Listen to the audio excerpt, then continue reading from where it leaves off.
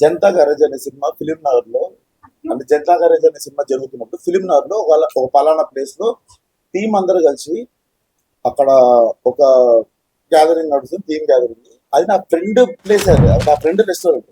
నేను నా సొంత ఫ్రెండ్ ని, నాకు చాలా ఇష్టం, ఒక్క ఫోటో ఇప్పి అంటే, ఈ రోజు నా కస్టమర్ గా నువ్వు నా ఫ్రెండ్ కాకపోతే నేను నీకు ఫోటో ఇప్పి అన్నాడు. నేను అయినా బాల్కన్ లో కొరకల శివ గారితో గట్టి గట్టి మాట్లాడుతుంటే ఆ పక్క రోడ్ లో బైక్ ఆపుకొని అట్లా నిల్చొని ఆయన మాటలు విన్నారు 3 గంటలు.